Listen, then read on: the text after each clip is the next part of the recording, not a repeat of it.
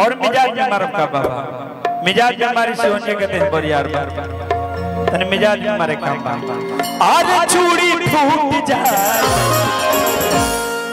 हम चूक जाए रिया हो तो तहरा राजा जी के दिलावा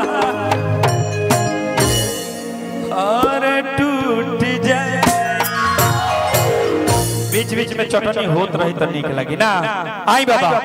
अरे फेंक दो ना लोढ़ा गुस्सा कम करा थोड़ा चूड़ी फूट जाए हम चूक जाए तो तहरा राजा जी के दिलावा राजा जी के दिलावा टूट जाए एक दो ना लोढ़ा गुस्सा कम करा थोड़ा चूड़ी फूट जाए एक दो ना लोढ़ा गुस्सा कम करा थोड़ा चूड़ी फूट जाए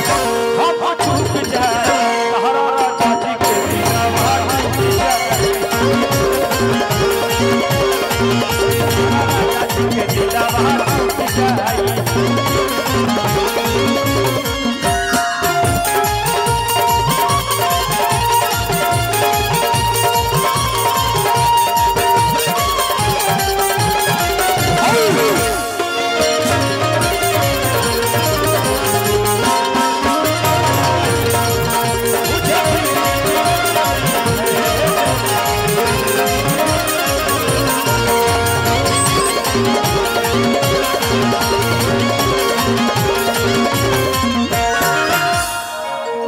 हमने के गार्जियन संतोष भैया रो तनी मंच के आगे आई मनु भैया के कुछ का नाम बाटे आप संतोष भैया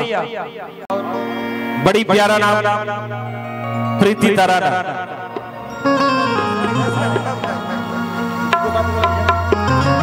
पहले प्रीति का स्वागत कर लिया जाए उसके बाद दो ये माइक में एक पल के लिए दूंगा शिवानी को तालियां होती रहे मीठी मीठी तालियां आप लोग बजाते रहे अच्छे लोग हैं हृदय से आपका अभिनंदन करता हूं दो शब्द बोले के बाद बच्चिया के बारे में साक्षी सबसे पहले हम शिवानी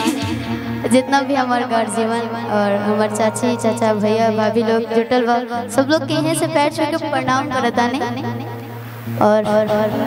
ये जगह के बारे में हम काहे बोली ये जगह हमरा खातिर बहुत ही लकी बा